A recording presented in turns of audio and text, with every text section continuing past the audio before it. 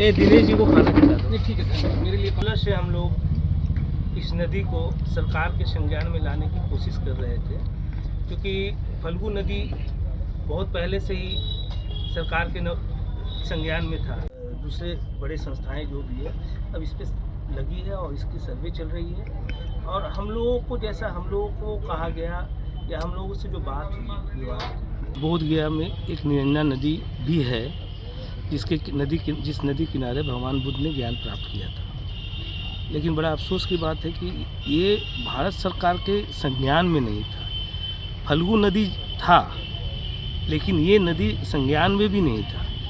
तो हम लोगों ने 2016 से इस नदी पर लोगों के बीच अवेयरनेस फैलाने का काम किया और सरकार को बताने का कि ये नदी मुख्यतः गंगा के बाद बहुत महत्वपूर्ण नदी है, जो अंतर्राष्ट्रीय स्तर पर इसकी पहचान है।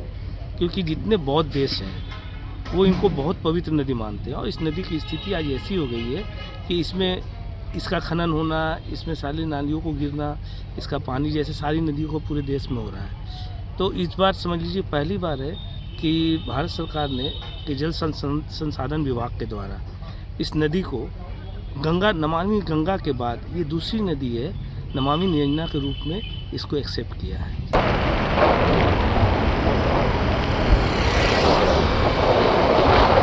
और अब इस पर भारत सरकार काम करने जाएगी। उसी संदर्भ में था कि हम लोग कैसे इसको, उनका कहना था कि अवेयरनेस फैलाना बौद्ध देशों में। तो इसके लिए जैसे गंगा आरती तो होता है लेकिन बौद्धों में आरती का कोई कंसेप्ट नहीं है। तो हमने बताया कि सर इसमें जो होता है वो दीपोत्सव होता है और वो कंसेप्ट आज मतलब 3 तारीख को शाम में हम लोग इस माया सरोवर में दिखाने जा रहे हैं कि कैसे बौद्ध जगत में लोग दीपोत्सव मनाते हैं। और उसी के बहाने हम लोग पूरे दुनिया में जो भी बौद्ध देश है वहाँ जा करके हम इस कंसेप्ट को लोगों के बीच रखेंगे और अवेयरनेस फैलाएंगे कि इस नदी को बचाओ। गंगा आरती करते हैं तो अवेयरनेस के लिए ये किया जाता है।